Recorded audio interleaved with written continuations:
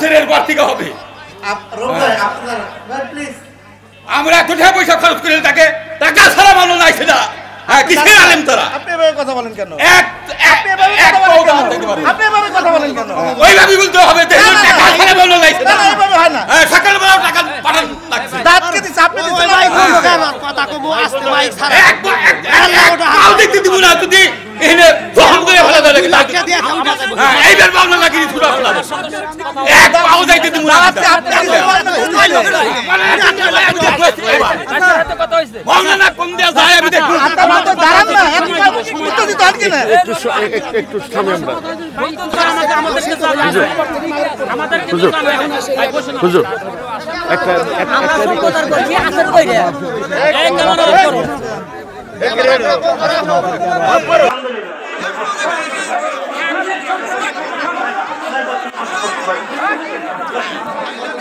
আলহামদুলিল্লাহ। সম্মানিত ভাইরা,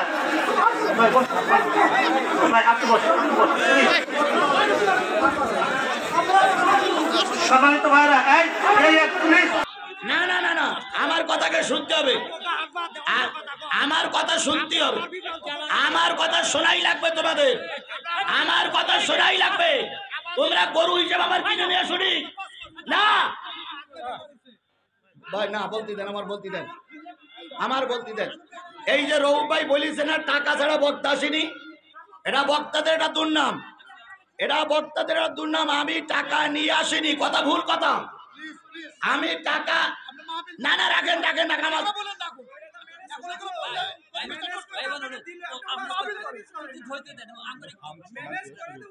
আমি তোমাকে মুরব্বী হিসেবে অনুরোধ করি, ওগুলো নাই বলবো, ওরা শান্ত হোক, কারো নাম না। এগুলো এগুলো কি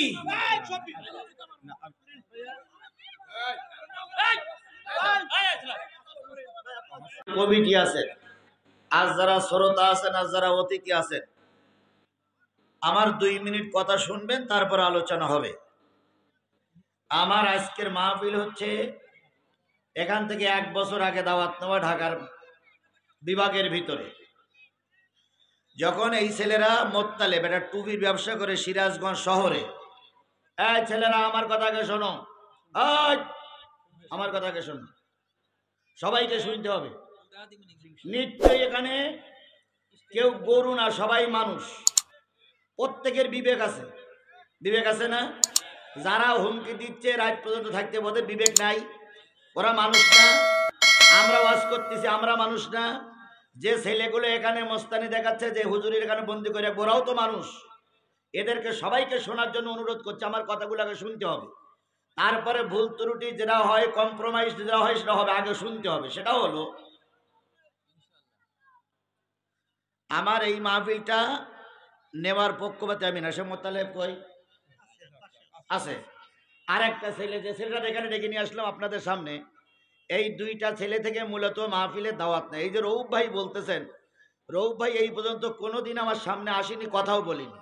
1 2 নম্বর কথা হচ্ছে, আমার দাওয়াত নেওয়া হলো জোহরের পরের থেকে আসর ওয়াক্ত পর্যন্ত, সেই হিসাবে পোস্টারও ছাপানো, মাওলানা আজিজুল ইসলাম জিহাদি বাদ জোহর হইতে শুরু। এটা কিন্তু এখানে তাই লেখা আছে, কি হইতে শুরু বলেন? এখানে বাদ জোহর হইতে শুরু। তাহলে আমার কথা আর পোস্টারের কথায় মিল আছে? বলেন মিল আছে কিনা? আমি দাওয়াত নিছি জোহরের পরের থেকে কোন পর্যন্ত? আসর ওয়াক্ত পর্যন্ত। এরপরে পোস্টারও করা তাই। এবার রৌফ ভাই এসে বলে গেলেন টাকা ছাড়া বক্তা আসেনি, সম্পূর্ণ মিথ্যা কথা। টাকা ওই যে ছেলেরা টাকা নেছে, ওই যে ছেলেরা টাকা নেছে। এই রৌফ ভাই, আপনি আগে আমার কথা শোনেন, আমার কথা শোনেন আগে, আমার কথা শোনেন, আমার কথা শোনেন আগে, আপনি আমার কথা শোনেন। আজারির সঙ্গে যারা ঠিক বিয়াদবি করেছিল, তাদের ভরাডুবি অবস্থা। যে যা করতেছো সাদা কাগজে লিখে রাখো, একটা মানুষকে বাড়ি এনে যা করলে এটা সাদা কাগজে লিখে রাখো, একালে না হলেও পরকালে বোঝা যাবে। আপনি হাম ছানাটা কয়ে চলে যান। কি বললো শোলেও জুতো মারবে।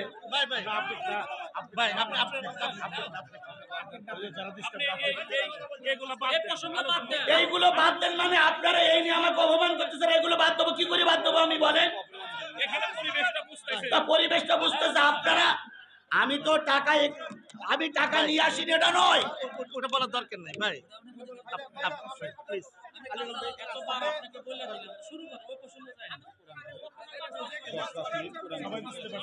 তারপরে আমরা যত যা হয় দেখতেছি আপনি কথা বলেন ওই লাস্টে দিয়ে এক কথা বলা নাই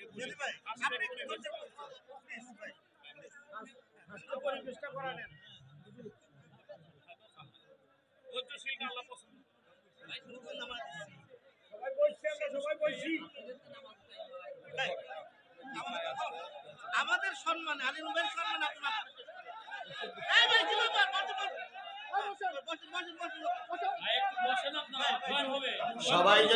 সবাই শোনেন, সবাই চলে গেলে তো সমাধান হবে না। আপনারা আমাকে ভালোবাসেন না? আপনারা আমাকে ভালোবাসেন না? যদি ভালো না, শোনেন, সবাইকে নিয়ে তো সমাধান হবে। তা সে আপনারা বসেন। সবাই যদি চলে যান তাহলে তো হবে না। বসেন।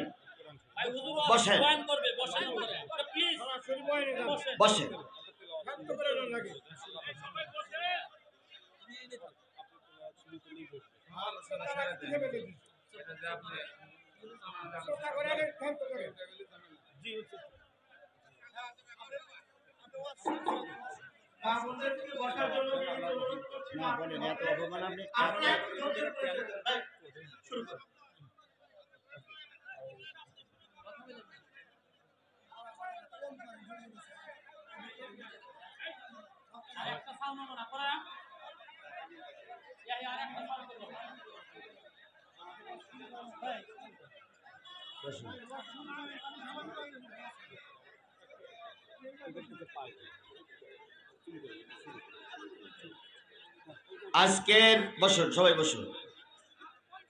আজকের এই যে দৃশ্যটা, যে অবস্থাটা, এই মিডিয়ার মাধ্যমে গোটা বিশ্ব দেখতেছে, গোটা বিশ্ব দেখতেছে। এইটাই মিডিয়া দেবে। কারণ কেন দেবে না? এরা তো দেবাবতের জন্য ফরজ। মানুষের গুণাগান দেখতে হবে না?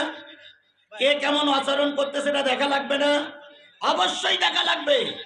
আমি একজন মুসলমান, আপনি একজন মুসলমান, অবশ্যই দেখা লাগবে। আল্লাহর হস্তে আল্লামা সাঈদীর সঙ্গে যারা বিয়াদবি করেছিল তারা টিকতে পারেনি। মামুনুল হকের সঙ্গে যারা বিয়াদবি করেছিল তারাও টিকতে পারেনি। পড়ো, তোমার প্রভুর নামে যিনি জমাট বাঁধা রক্ত থেকে তোমাকে পৃথিবীতে পাঠিয়েছেন, সেই রবের নামে পড়ো, রবের নামে পড়ো। এবার বলুন তো, সহি করে পড়বেন না ভুল পড়বেন? কিভাবে পড়বেন? আল্লাহ কোরআনে বললেন, ওয়ারাতিলিল কুরআনা তারতিলা, তাসবিহের সহিত সহি করে আমাকে পড়ো। তাহলে যত লোক শুনতে আইছেন, যত লোকের আওয়াজ দিছেন, প্রত্যেকটা লোকের কাছে কোরআনের দাবি কি বলেন তো? পড়তে হবে, শুদ্ধ করে পড়তে হবে। শুদ্ধ করে যদি পড়েন, কোরআনের দাবি আপনার 1 নম্বর আদায় হয়ে যাবে। সুতরাং আজকের এই মাহফিলের সবার কাছে দাবি হলো সহি করে কোরআন তেলাওয়াত করা লাগবে, 1 নম্বর। 2 নম্বর, আমাকে বুঝে বুঝে পড়ো। কে বলছে? কোরআন বলতেছে আমাকে বুঝে বুঝে পড়ো। বলুন তো, এমনি পড়ার বুঝে পড়া কি এক জিনিস? আরো জোরে বলেন, এমনি পড়ার বুঝে পড়া কি এক জিনিস? যারা বুঝে বুঝে পড়ে একদিন তারা সমাজের ভালো একজন আলেম হয়ে যায়। যারা কোরআন বুঝে বুঝে পড়ে তারা একদিন কি হয়ে যায়? আলেম হয়ে যায়, বক্তা হয়ে যায়। বাংলাদেশ জামাত ইসলামীর সম্মানিত কেন্দ্রীয় আমির নাম কি বলেন? নাম কি? উনি কি মাদ্রাসায় পড়ালো না মেডিকেলে পড়ালো? মেডিকেলে পড়া মানুষ আবার আমিরে জামাত হবে কেন? কি এরকম প্রশ্ন করা মৌলবী আমাদের সমাজে আছে না নাই? এই কথা বলেন, আছে না নাই? যে মেডিকেল পড়া মানুষ উনি পেট কাটবে, উনি মানুষের ভুঁড়ি কাটবে, উনি অপারেশন করবে, উনি আবার জামাতের আমিরের দায়িত্ব পালন করবে কেন? এরকম প্রশ্ন করা মৌলবী আমাদের সমাজে আছে না নাই? কেন তিনি সেখানে গেলেন? আবার উল্টো বুঝেন না, হয়তো কিছু লোক বিপক্ষের লোক থাকতে পারে, তারা হয়তো মনে করতেছে হুজুর বোধহয় জামাতের পাবলিসিটি করার জন্য আসছে না। আমি শুধু বুঝানোর জন্য বলছি, যেটা সত্য কথা সেইটা বোঝার জন্য চেষ্টা করুন। উনি ওই পর্যন্ত সর্বোচ্চ শিখরে এই জন্য পড়ে চলে গেছেন যে উনি প্রতিদিন আল্লাহর কোরআন আর রাসূলের হাদিস বুঝে বুঝে পড়েছে। তুমি আর আমি কোরআনের 2 নম্বর দাবিটা মেনে নেই, আজকের থেকে কোরআন বুঝে বুঝে পড়ি, তাহলে 1 বছর পরে কয়টা আয়াত বুঝে পড়া হবে? এই কথা বলেন না কেন? 1 বছর পরে কয়টা আয়াত বুঝে পড়া হলো? 365টা। 1 বছর পরে কয়টা হাদিস বুঝে পড়া হলো? 365টা। তাহলে 365টা হাদিস আর 365টা কোরআনের আয়াত যদি বছরে পড়িয়ে শেষ করা যায় বুঝে বুঝে, 4-5-6 বছর পরে কোরআন শরীফ শেষ হয়ে গেল।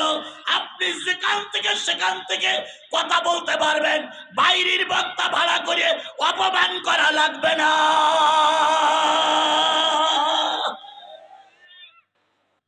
তোমরা বক্তা হও,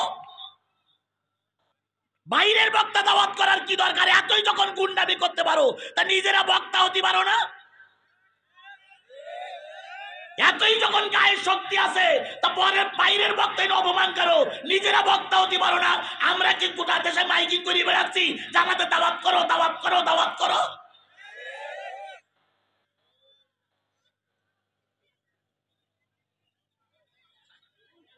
তোমাদের মতো লোকের দাওয়াত আমাদের দরকার নাই। 1-2টা থানার লোক দাওয়াত না করলে বক্তাদের অভাব হবে না। কথা বলে ঠিক না ঠিক? বাড়িয়ে মেয়েকে কেন অপমান করেছো? প্রতিটা অপমানের দায়িত্ব আল্লাহর কাছে ছেড়ে দিয়ে গেলাম। প্রতিটার বিচার আবার আল্লাহ করবেই করবেই করবে, একালেও করবে, পরকালেও করবে।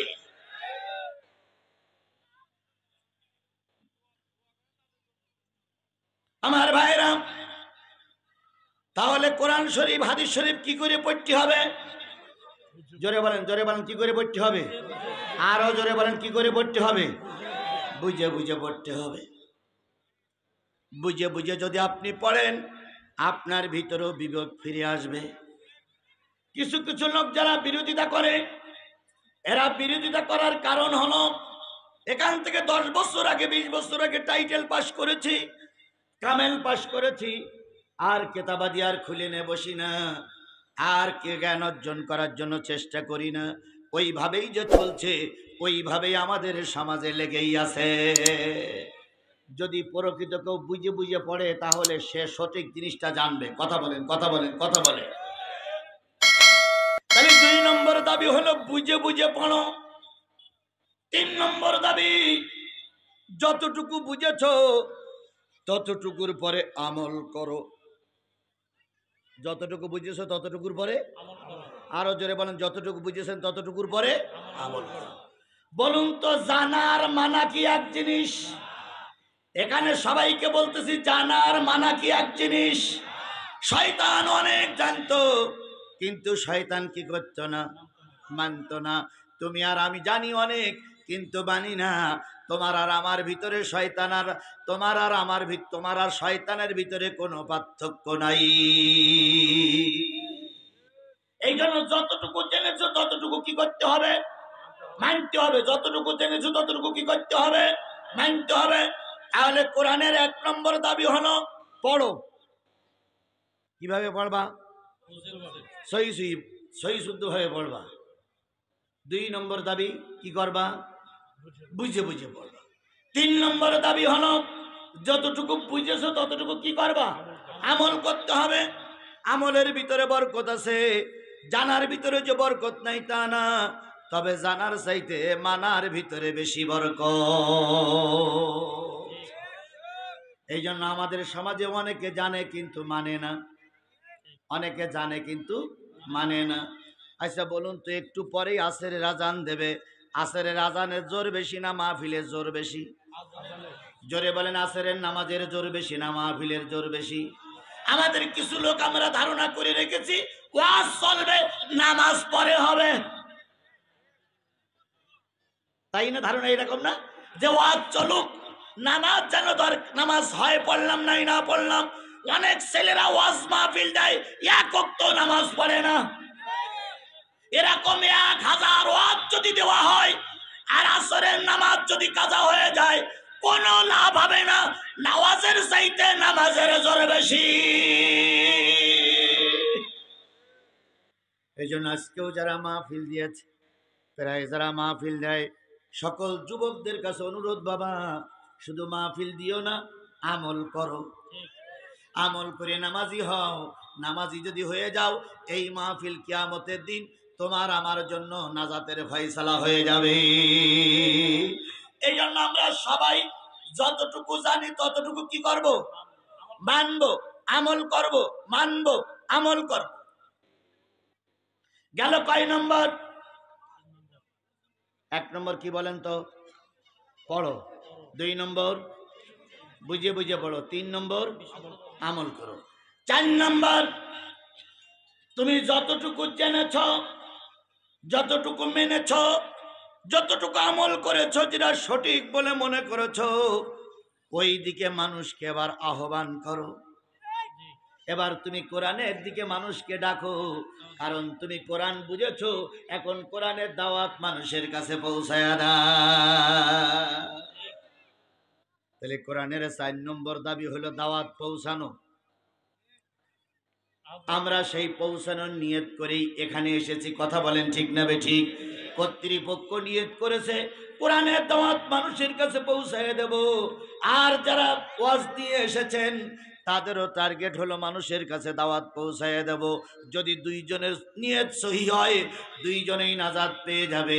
আর যদি কারোর নিয়তের ভিতরে ব্যতিক্রম হয়, যার নিয়তের ভিতরে ব্যতিক্রম, পরকালে অবশ্যই আল্লাহর কাছে তারা ধরা খেয়ে যাবে। সেটা যাই হোক।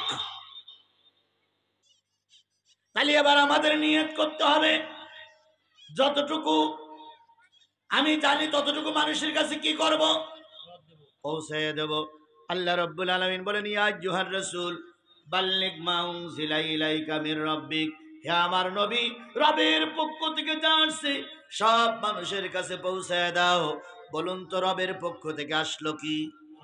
আরো জোরে বলেন, রবের পক্ষ থেকে আসলো কি? তাহলে এই কোরআন পৌঁছাই দিতে হবে। এর নাম হলো তাবলীগ।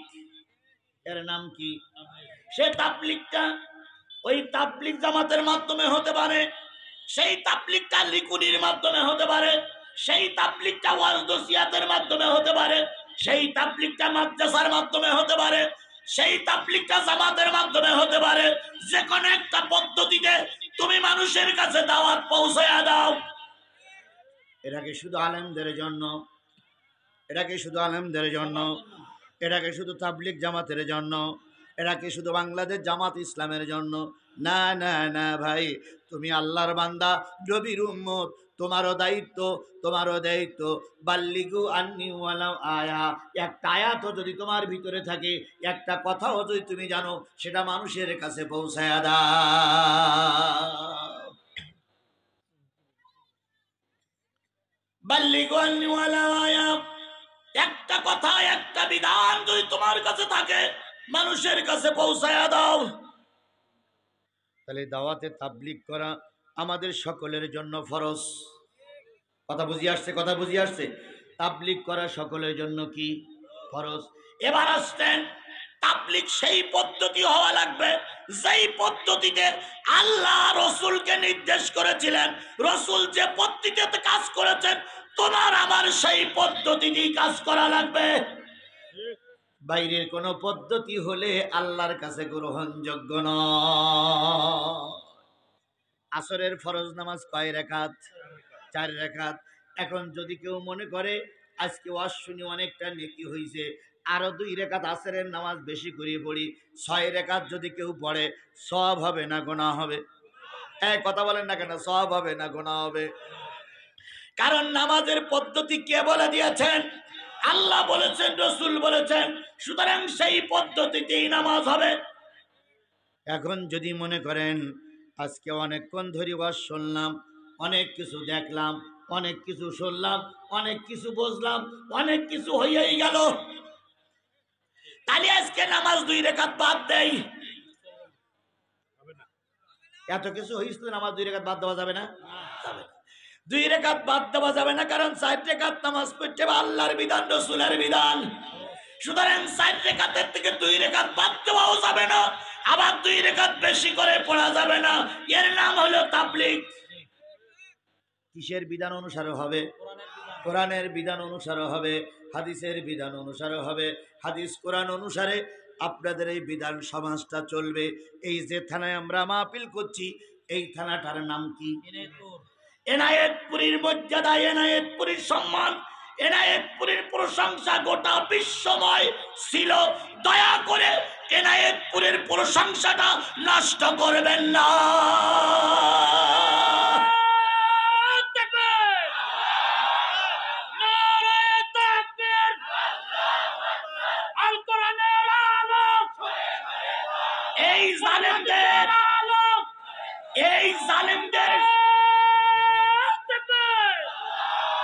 এই জালেম সরকারকে সরানোর জন্য বাংলাদেশের সবচেয়ে বেশি ভূমিকা যাদের ছিল তারা হলো এনায়েতপুরীর লোক।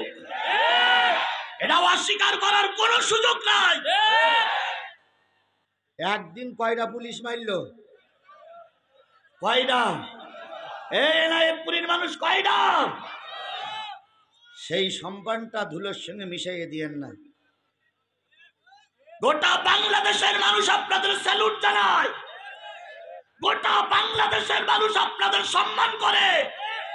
আপনারা যদি 12-14টা পুলিশ একদিনে নামাতেন, পুলিশ ময়দান ছেড়ে দিত না। সুতরাং এটা শহীদের রক্তের এলাকা। যেখানে শহীদের রক্ত পড়ে সেখানে দিন কায়েমের উর্বর ভূমি তৈরি হয়। যেখানে শহীদের রক্ত পড়েছে সেখানে আর যাই হোক কোরআনের সঙ্গে বিয়াদবি করা লোক টিকতে পারে না। এনায়েতপুরীর সম্মানটা নষ্ট করেন না ভাই। কালকে যখন মানুষ জানবে যে এনায়েতপুরীর লোক এই সেই, তখন ওরাই আবার বলবে এনায়েতপুরীর লোক এত ভালো, এমন একটা কাজ করলো। সুতরাং এটা সম্মানিত থানা, এটা মর্যাদাশীল থানা। মর্যাদা ধরে রাখাটা খুব কষ্টের। কথায় বলে স্বাধীনতা অর্জন করা সহজ, স্বাধীনতা ধরে রাখা খুবই কঠিন। ছাত্রদের আন্দোলনের মুখে স্বাধীনতা এসেছে, এই স্বাধীনতা আমরা আর ক্ষুণ্ণ হতে দেব না। কথা বলেন ঠিক না ঠিক? যেটা হয়ে গেছে গেছে, আমরা আপনারা সবাই মিলে আল্লাহর কাছে মাপ চাবো। যাদের ত্রুটির জন্য হয়েছে তাদেরকেও আল্লাহ মাফ করুক, সেই সাথে আমাদেরকেও আল্লাহ মাফ করুক। আল্লাহ আমাদের সবাইকে ধৈর্যের সঙ্গে সবকিছু মোকাবেলা করার তৌফিক দান করুক। আমরা যদি আমাদের ব্যাপারটা না বুঝিয়ে কে বুঝবে? যেখানে ভারত আমাদের দেশটা দখল করার জন্য চেষ্টা করছে, যেখানে তৎকালীন সরকার বাইরে দিয়ে ষড়যন্ত্র করছে, যেখানে ইহুদি খ্রিস্টানরা আমাদের দেশটারে নিয়ে নেবার জন্য তৎপর হয়ে লেগেছে, সেই সময় যদি টুপিওয়ালাদের সঙ্গে টুপিওয়ালাদের খারাপ আচরণ হয়, ইহুদিরা হাসবে, খ্রিস্টানরা হাসবে।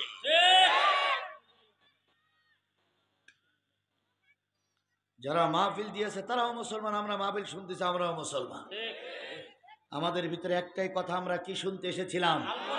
আর আমি এত দূর থেকে কি বলতে এসেছিলাম? কোরআন বলতে এসেছি, কোরআন শুনতে এসেছি। আল্লাহ রাব্বুল আলামিন আমাদের সবাইকে মাফ করে দিক। আমার ভাইয়েরা, তাহলে আপনাকে দাওয়াতে তাবলীগের কাজ করতে হবে কার নির্দেশ? আরো জোরে বলেন কার নির্দেশ? আরো জোরে বলেন কার নির্দেশ? গেল 4 নম্বর। 5 নম্বর কোরআনের দাবি। তুমি যদি প্রকৃত কোরআনের 4টি হক আদায় করে থাকো, তাহলে তোমার দাওয়াতে কাজ শুনে তোমার দাওয়াতের সঙ্গে সাড়া দিয়ে বহুত নারী আর পুরুষ এক জায়গায় হয়ে গেছে। ওই নারী আর পুরুষদেরকে জামাতবদ্ধ করে ফেলো। কি করে ফেলো? জামাত মানে কি জামাত ইসলামী না, জামাত মানে হলে একত্রিত হওয়া। জামাত মানে কি? এখন আসরের আযান দেবে, একা একা নামাজ পড়া ভালো না জামাতে নামাজ পড়া ভালো? এই কথা বলেন, কিসে নামাজ পড়া ভালো? তাহলে জামাত কারে বলে? অনেক লোক এক জায়গায় হয়েছে নামাজ আদায় করে, তারে বলে কি? জামাত। তাহলে আল্লাহর কোরআনের দাবি। 4টা কাজ শেষ হয়ে গেছে, এখন আর তোমার দলে লোক কম নাই, তোমার দলে লক্ষ লক্ষ মানুষ সাইসুটি হয়ে পড়ে আছে, সবাইকে কোরআনের ছায়া তলে একত্রিত করে ফেলো। কিসের ছায়া তলে? আরো জোরে বলেন, কিসের ছায়া তলে? ওয়াতাসিমু বিহাবলিল্লাহি জামিআও ওয়ালা তাফাররাকু। কোরআনের রশি তলে সবাই একসঙ্গে এসো, আরে কোরআনের রশি দিয়ে সবাইকে বেঁধে ফেলো, কারণ জামাতের পর আল্লাহর রহমত আছে, একা একা থাকলে তারপরে আল্লাহর রহমত হয় না। আমি ওয়াজ করতেছি মাওলানা আজিজুল ইসলাম, আমার চাইতে বড় হুজুর, বড় বক্তা, বড় আলেম এই এনায়েতপুরি নাই? অনেক বড় আলেম আছে, কিন্তু সেই আলেমদের ভিতরে অনেকেই জামাতবদ্ধ নেই, জামাতের বাইরে থাকে তারা। এমন আলেম আছে না নাই? ওনারা মনে করে আমরাই সব, আমরা আবার কার সঙ্গে মেশবো? না তাবলিগের সঙ্গে মেশে, না চরমনার সঙ্গে মেশে, না হেফাজতের সঙ্গে মেশে, না জামাতের সঙ্গে মেশে, কারোর সঙ্গে মেশে না, একা একাই 100। আচ্ছা বলুন তো, একা একা 100 হয়ে সমাজের কোনো পরিবর্তন করা যায়? কোনো পরিবর্তন করা যায়? আমি আপনাদের প্রায় উদাহরণ দিয়ে বুঝাই। বলুন তো ভাই, মসজিদ ভালো জায়গা না? এই ভালো জায়গা পরিষ্কার করার জন্য কি লাগে? ঝাঁটা। কি লাগে? ঝাড়ু বা ঝাঁটা। আচ্ছা বলুন তো, আপনাদের এইদিকে মা বোনের আওয়াজ শুনতেছেন, আপনাদের এইদিকে ঝাঁটা বানাতে গেলে কিসের শলা লাগে? নারকেলের শলা লাগে। কয়তগুলো নারকেলের শলা হলে একখান ঝাঁটা হয়? সে কতগুলো? এখন একজন বলতেছে 500, আর একজন বলতে অনেকগুলো, আর একজন বলতে 300। এখন আমি যদি বলি 200, হয়তো কিছু লোক প্রশ্ন করতে পারে 200 ঝাঁটার কাঠি লাগবে, এটা কোন হাদিসে আছে? সবাই তো হাদিস কোরআন বলে, সবাই হাদিস কোরআন ছাড়া বোঝে না। এখন ধরে নিলাম 200 কিসের শলা? নারকেলের শলা। এই 200 নারকেলের শলা এক জায়গায় করলেই কি ঝাঁটা হয়? কি করতে হয়? এই নারকেলের শলাগুলো বাঁধা লাগে। বাঁধতে গেলে কি লাগে? রশি বা দড়ি লাগে। এখন ওই 200 নারকেলের শলার ভিতরে সবচেয়ে বড় শলা যেটা, সেটা যদি বলে আমি 200 কাঠির সঙ্গে যোগ দেব না, আমি একা একাই মসজিদ পরিষ্কার করব, বলুন তো যদি 200 নারকেলের শলার সঙ্গে এই বড় শলাটা যোগ না দেয়, তাহলে কি ওর দ্বারা মসজিদ পরিষ্কার করা যাবে? জোরে বলেন, যাবে? কেন যাবে না? একটা শলায় কখনো ঝাঁটা হয় না। 200 শলার ভিতরে তোমাকেও থাকা লাগবে। এইবার তুমি 200 শলা এক জায়গায় হয়ে গেলে, ওর ভিতরে তুমি আর আমি একজন, সোহেল ভাই একজন, আমি একজন, আমাদের আলী আলম ভাই একজন, আমাদের তারপরে চেয়ারম্যান সাহেব একজন, চেয়ারম্যান কই গেল? আইছে চেয়ারম্যান আর একজন, এই ধুকুরিয়া বেড়ার চেয়ারম্যান, সবাই মিলে আমরা এক জায়গায় হয়ে এবার নারিকেলের শলা বানায় গেলাম। এবার বানতে হবে, সেটা হচ্ছে কোরআন দিয়ে। কি দিয়ে? আরো জোরে বলেন। আল্লাহর রশি হলো কোরআন। এই কোরআন দিয়ে আমাদের সবাইকে কি করতে হবে? বানতে হবে। এবার বলুন তো, 200 শলা এক জায়গায় হলাম, কোরআনের রশি দিয়ে বানলাম, আমরা কি ঝাঁটা হচ্ছি? আমরা কি ঝাঁটা হইছি? জোরে বলেন, আমরা কি ঝাঁটা হইছি? এখনো ঝাঁটা হয়নি। ওর মাঝখানের একটা কি দিতে হবে? আপনারা কি বলে? কাঠি বা গোস। ওর ভিতরে দিয়ে এইবার বাঁধেন, তাহলে এইটা কি হয়ে গেল? সেই কাঠিটা হলো একজন আমির, একজন নেতা, যে দলের নেতা হোক, ওই দলের নেতা মাঝখানে দিয়ে। আবার কি হইল?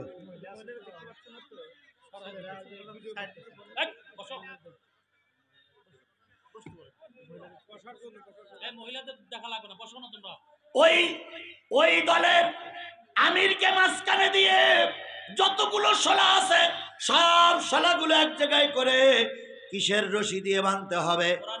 আরো জোরে বলেন, কিসের রশি দিয়ে বাঁধতে হবে? এবার হয়ে গেছেন আপনি জামাত। কথা কি বুঝাইতে পেরেছি? এইবার এই জামাত নামক ঝাঁটা দিয়ে একটু উদাহরণটা মনে হয় শক্ত হয়ে যাচ্ছে। জামাতের সঙ্গে ঝাঁটার কথা বলি আবার জামাত আল্লাহ রাগ করবে না ভাই। এই জামাত নামক ঝাঁটা দিয়ে যদি চকিদারের হাতে ঝাঁটা কানে তুলে দেওয়া হয়, আর যদি বলা হয় ইউনিয়ন পরিষদ পরিষ্কার করো, পরিষ্কার করা যাবে না, যাবে না। যদি খাদেমের হাতে ঝাঁটা তুলে দিয়ে বলা হয় মসজিদটা পরিষ্কার করো, বলুন তো মসজিদ পরিষ্কার করা যাবে কি যাবে না? এই খাটিও না কি বলে একজন নাইট গার্ডের হাতে ঝাঁটা তুলে দিয়ে যদি বলা হয় হাই স্কুলটা পরিষ্কার করো, হাই স্কুল যেমন পরিষ্কার করা সম্ভব, জামাত নামক এই সংগঠনটা মজবুত করে যদি দেশ পরিষ্কার করার জন্য তাদের পরে দায়িত্ব দেওয়া হয়, তাদের দ্বারা এদেশের ময়লা দূর হওয়া সম্ভব।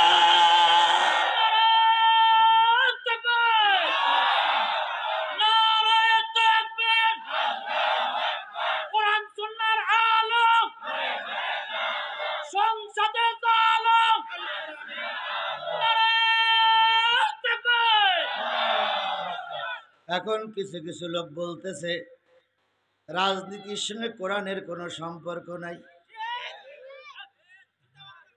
কে বলতেছে না রাজনীতির সঙ্গে কোরআনের কোনো সম্পর্ক নাই, রাজনীতির সঙ্গে ইসলামের কোনো সম্পর্ক নাই?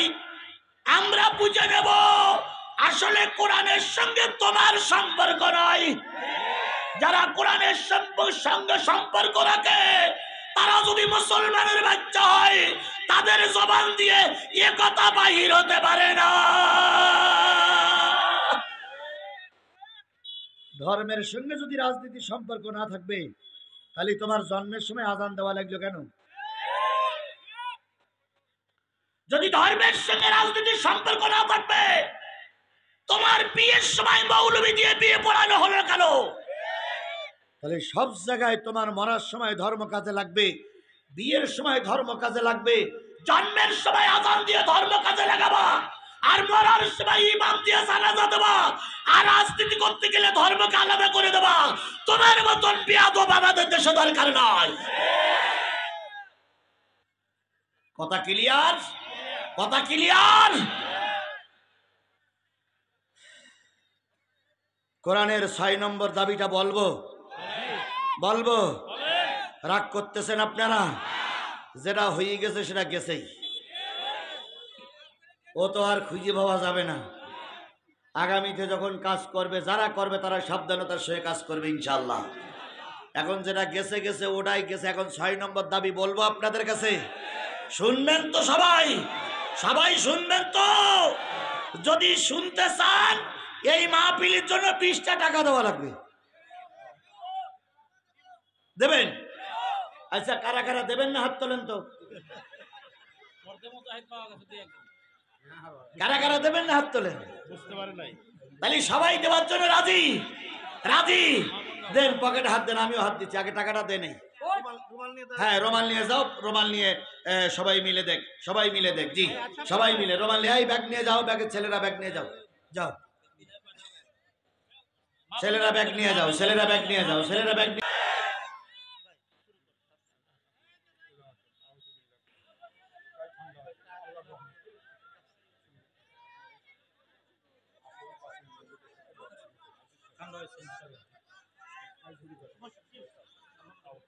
আমি সূরা আল ইমরানের 104 নম্বর আয়াত জাতির সামনে তেলাওয়াত করেছি। তেলাওয়াতকৃত আয়াতের অর্থ হলো তোমাদের ভিতর থেকে একটা উম্মত থাকবে। ওয়ালতাকুম মিনকুম উম্মাতুন, তোমাদের ভিতর থেকে একটা উম্মত থাকবে যারা মানুষকে ভালোর দিকে আহ্বান করবে, সৎ কাজের আদেশ করবে, অসৎ কাজের নিষেধ করবে, আর পুরাপুরি কার পরে ঈমান আনবে? জোরে বলেন, কার পরে ঈমান আনবে? আর একটু জোরে বলেন, কার পরে ঈমান আনবে? আল্লাহর পরে ঈমান আনবে। তাহলে আল্লাহ বললেন তোমাদের ভিতর থেকে একটা দল থাকবে। দল মানে হলো উম্মত, মানে হলো দল। আমরা সবাই কার দল? আল্লাহ এবং রসুলের দলের লোক। কথা ঠিক না বেঠিক? এখানে আমরা যারা আসছি অমুসলিম কেউ আসেনি, অমুসলিম এসেছি। সবাই এসেছে কি? সবাই বলেন আমরা সবাই কারা এসেছি? মুসলমান। তাহলে মুসলমান আমরা সবাই, আমাদের ভিতর থেকে একটা দল, সে দলটার নাম হলো মুসলমান। এই মুসলমানের দায়িত্ব হচ্ছে ভালো আদেশ করা, অসৎ কাজের নিষেধ করা, মানুষকে ভালোর দিকে ডাকা, আর পুরাপুরি কার পরে ঈমান আনা। জোরে বলেন কার পরে ঈমান আনা? আর একটু জোরে বলেন কার পরে ঈমান আনা? আল্লাহর পরে ঈমান আনা। আল্লাহর পরে ঈমান যদি আমাদের থেকে থাকে, আমরা যদি প্রকৃত আল্লাহর পরে ঈমান এনে থাকি, রাসূল বলেছেন লা ঈমানা ইল্লা মা আমানাতানাহু, ওই ব্যক্তির ঈমান নাই যার আমানতদারি। এই কথা বলেন না কেন? যে ব্যক্তির আমানতদারি নাই তার কি নাই? আরো জোরে বলেন যার আমানতদারি নাই তার কি নাই? আচ্ছা বলুন তো, মুনাফিকের আলামত কয়টা? তিনটি। এক নম্বর হচ্ছে কথায় কথায় মিথ্যা কথা বলে, দুই নম্বর ওয়াদার খেলাপ করে। তাহলে আমি বক্তার, আপনারা শ্রোতা, যদি আপনার আর আমার ভিতরে ওয়াদা খেলাপ হয়, তাহলে আমরা মুনাফিক হয়ে যাইনি? এই কথা বলেন, আমরা মুনাফিক হয়ে যাইনি? তাহলে মুনাফিকদের ওয়াজ দিয়ে লাভ কি? আর মুনাফিক বক্তা দিয়ে ওয়াজ করাই লাভ কি? মুনাফিক যদি আমি হই, মুনাফিক যদি বক্তা হয়, মুনাফিক যদি শ্রোতা হয়, তাহলে মুনাফিকদেরকে সবথেকে আল্লাহ জাহান্নামের নিচের জায়গায় রাখবে। কাফেরদের রাখবে, মুসলমানদের রাখবে, মুনাফিকদের রাখবে একেবারে সবচেয়ে নিচের জায়গায়। তাহলে আমি যদি মুনাফিকই হয়ে যাই, তাহলে ওয়াজ কইও লাভ কি আর দেও লাভ কি? বাস। তাহলে আমি যে জিনিসটা বোঝাতে চাচ্ছি সেটা হলো, উম্মত মানে কি? দল। উম্মত মানে কি? দল। এখন দল করতে গেলে সাধারণত চারটা জিনিস লাগে। কয়টা? জোরে বলেন কয়টা? চারটা জিনিস ছাড়া দল করা যায় না। এক নম্বর, দলের একটা নাম লাগে। যে দলের লোক হন সেই দলের একটা নাম লাগবে। এখন আপনি যদি আল্লাহ রসুলের দলের লোক হন, আপনার দলের একটা নাম আছে, সেই নামটা কি?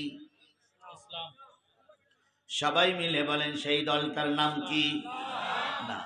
আল্লাহ বলতেছেন ওয়ালতাকুম মিনকুম উম্মাতুন, তোমাদের নাম হলো উম্মত। তোমাদের নাম কি? আমাদের নাম উম্মত। কে রেখেছেন? আল্লাহ রেখেছেন।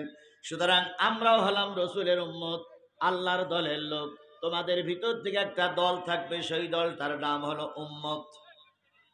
দুই নম্বর, দল করতে গেলে একটা প্রতীক চিহ্ন লাগে। কি লাগে? এই আমার দিকে খেয়াল করেন, এই মাহফিল জীবনে আর ভালো হবে না, জীবনেও হবে না। আপনি যত ফেরেশতা দিয়েও যদি ওয়াজ করান, এই মাহফিলের পরিবেশ আর কখনো ফিরে আসা সম্ভব নয়। কারণ যেখানে আল্লাহর গজব নাজিল হয়, সেখানে আল্লাহর কথা ভালো লাগবে না। 100% এই মাহফিলের পর আল্লাহর গজব। সুতরাং আমি যেটা বুঝাতে চাচ্ছি সেটা হলো, দল করতে গেলে দলের নাম হলো কি বলেন তো? উম্মত। দলের নাম কি? দলের নাম হইল না নেতা, দলের নাম উম্মত। আর দলের একটা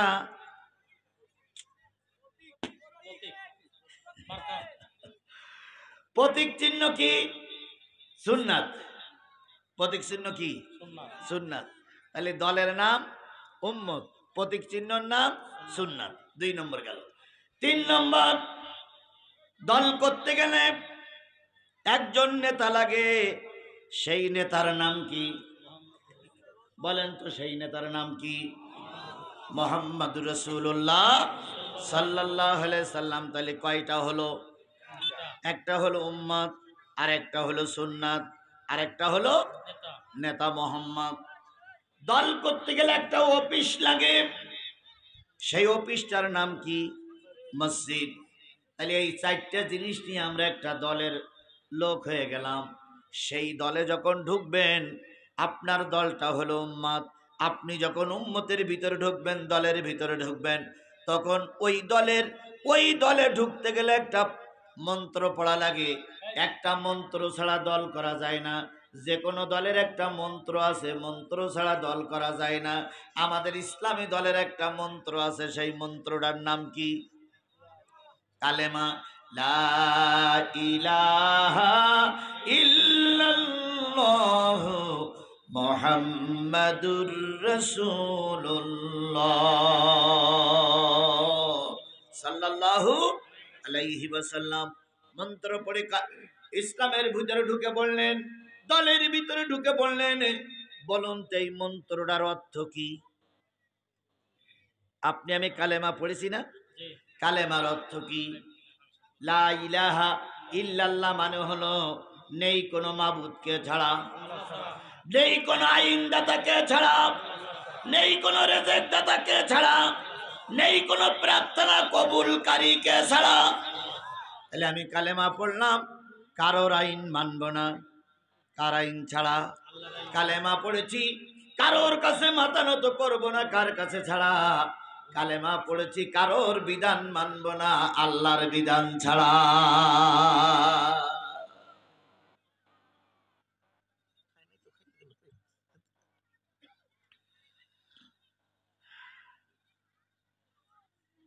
তাহলে আমি কালেমার মন্ত্রের অর্থ বুঝলাম, কারোর আইন চলবে না, কার আইন ছাড়া। কারোর হুকুম চলবে না, কার হুকুম ছাড়া। কারোর কাছে কোনো সাহায্য চাইব না, কার সাহায্য ছাড়া। এই কথাগুলো যদি আপনিও বলেন, আল্লামা সাঈদীর যে দশা হয়েছে আপনারও সেই দশাই হবে। তাহলে আল্লাহর আইনে বলা যায় কারোর বিধান মানব না আল্লাহর বিধান ছাড়া। যদি আপনি মুসলমান হন, এই কালেমা পড়ে যদি আপনি মুসলমান হন, আপনার কথায় আর কাজে কেন মিল থাকবে না? আপনার কথায় কাজে যদি মিল না থাকে, আপনি ওই ইসরায়েলের ইহুদি হন। কারণ ইহুদিদের কথায় কাজে মিল থাকা কথা নয়। কথা বলেন ঠিক না ঠিক? ইহুদিদের কথায় কাজে মিল নাই। তোমার আর আমার কথায় কাজে যদি মিল না থাকে, তাহলে মুসলমান হয়ে নাম লাভ কি? মুসলমানের নামটা পরিবর্তন করে হিন্দুর খাতায় নাম লেখাও।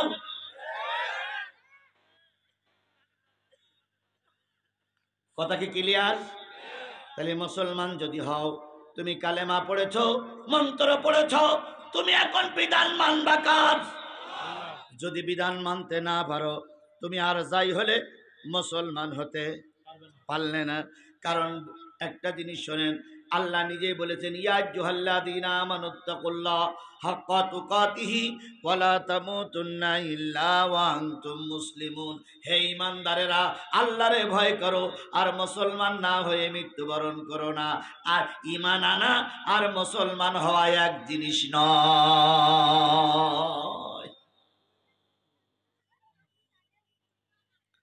পৃথিবীর বহুত লোক চলে গেছে, আবার বহুত লোক বেঁচেও আছে, আছে না? সম্ভবত নিশি বয়রা একটা মাহফিল হয়েছিল, আপনারা কেউ ছিলেন সেখানে? নিশি বয়রা ছিলেন। এরকম একটা পরিস্থিতি ওখানে হয়েছিল। কিন্তু যে ব্যক্তি সবচেয়ে বেশি ভূমিকা পালন করে জিহাদির সঙ্গে কোরআনের সঙ্গে বেমানান ব্যবস্থা করেছিল, আল্লাহ কিন্তু রোড অ্যাক্সিডেন্ট সেটা তুলে নিয়েছে।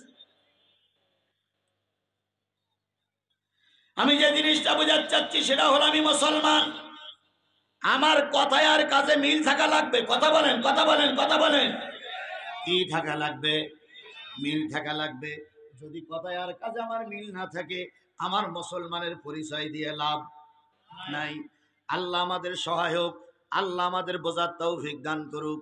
তাহলে যে জিনিসটা বোঝাতে চাচ্ছিলাম সেটা হলো, আমি একটা দল করতে গেলে কয়টা জিনিস লাগলো? কালেমা পড়লাম, কালেমার অর্থ কয়টা? 4টা। এইবার কালেমার অর্থ বুঝে শুনে আমি এখন কোরআনের ছায়াতলে এসে গেছি। আমি একজন কি? মুসলমান। এইবার মুসলমান কিসের কর্মী? কোরআনের কর্মী। কোরআনের কর্মী যদি আপনি হন, আপনি যেই হন না কেন, আলেম হন, নেতা হন, আর কর্মী হন, আর মসজিদের ইমাম হন, মজ্জেন হন, আর যাই হন না কেন, আপনি যদি কোরআনের কর্মী হন, আপনাকে 6টা কাজ করা লাগবে। কোরআনের কর্মী কয়টা কাজ করবে? আপনারা সবাই কি কোরআনের কর্মী হতে চান? সবাই কি কোরআনের কর্মী হতে চান? তাহলে কয়টা কাজ করা লাগবে? জোরে বলেন, কয়টা কাজ করা লাগবে? আরো জোরে বলেন, কয়টা কাজ করা লাগবে? 6টা। 1 নম্বর, কোরআন বলতেছে তুমি যদি আমার কোরআন কর্মী হয়ে থাকো, আমি কোরআন তোমার পরে নাজিল হয়েছি, তুমি আমাকে বেশি বেশি করে পড়ো। তাহলে কোরআনের 1 নম্বর দাবি কি? পড়ো। কোরআনের 1 নম্বর দাবি হলো পড়ো। আর কোরআনের সর্বপ্রথম আয়াত হচ্ছে ইকরা বিসমি রাব্বিকাল